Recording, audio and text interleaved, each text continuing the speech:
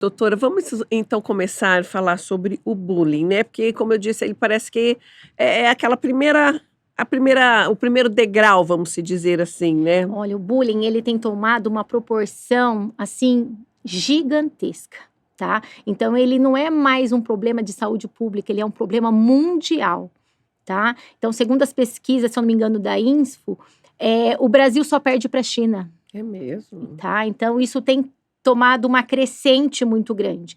Então, o que a gente precisa entender um pouco sobre o bullying, né?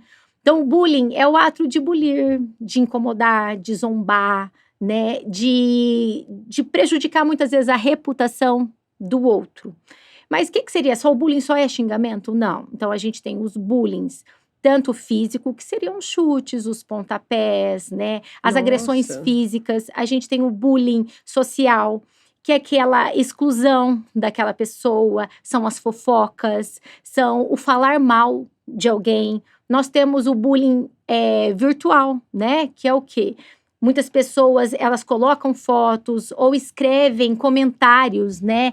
Que possam denegrir a imagem de alguém. Então, é sem o consentimento, tanto nos comentários quanto nas fotos. E a gente tem, eu já falei então, do verbal, aí tem o verbal, que são os xingamentos, que são os insultos. Então, se a gente for ver, olha como que o bullying, Nossa, verdade, eu tinha assim a gente, né, que é mais antigo um pouquinho, né, a gente tinha noção, assim, de que é só uma tiração de sarro, né, e não é é além. bem Porque isso. a gente também tem o cyberbullying. O cyberbullying é o bullying, só que acometendo o quê? O mundo virtual. Então, são as redes sociais, redes de mensagens, aplicativos de mensagem. Então, essa gravidade está tão grande, Rose, que já existem leis federais sobre o bullying, né, para proteger as vítimas, porque o bullying, ele pode acarretar tanto levar, né, a depressão, a risco de suicídio, quanto a baixa autoestima do indivíduo. Então, as crianças não estão sabendo lidar. Então, antigamente, o bullying, ele era reconhecido para essas leis, assim, como uma intimidação escolar. Só que eles viram que essa intimidação, né, isso não ocorre mais em ambiente escolar, isso já transcendeu, assim, já ultrapassou. Então, ocorre em vários meios. Então, desde escola, meios comunitários, né, entre os amigos e até em casa. Até em casa, né? Até em casa.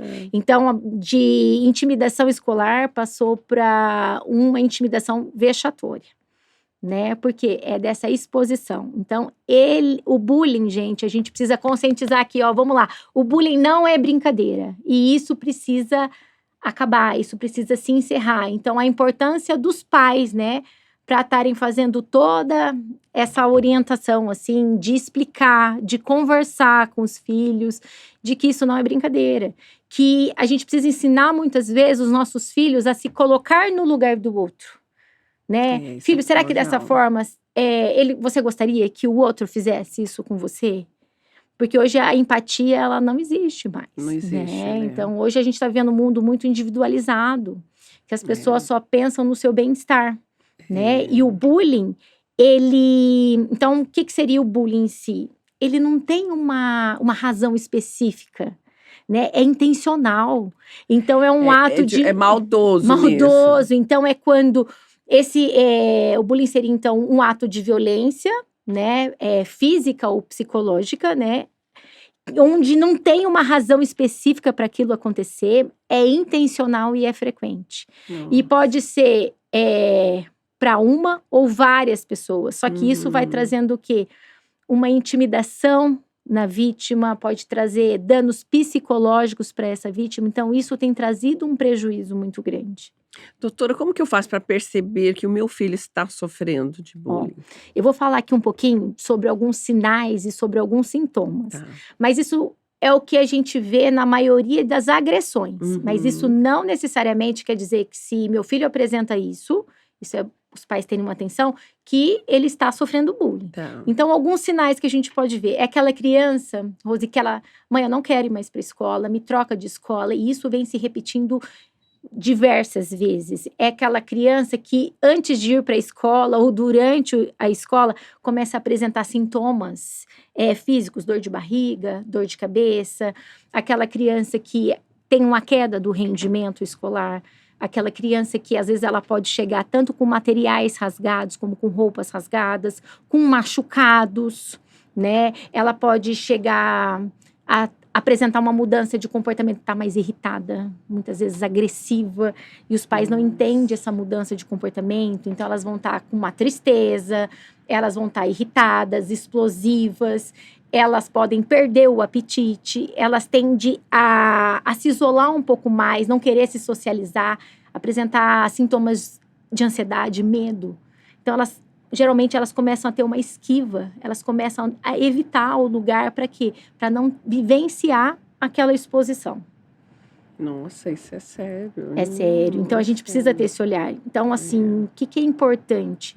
Se eu não tenho um vínculo muito bem estabelecido com meu filho, se eu não tenho esse impasse de criar um diálogo, de saber o que ele está passando, o que ele está vivenciando.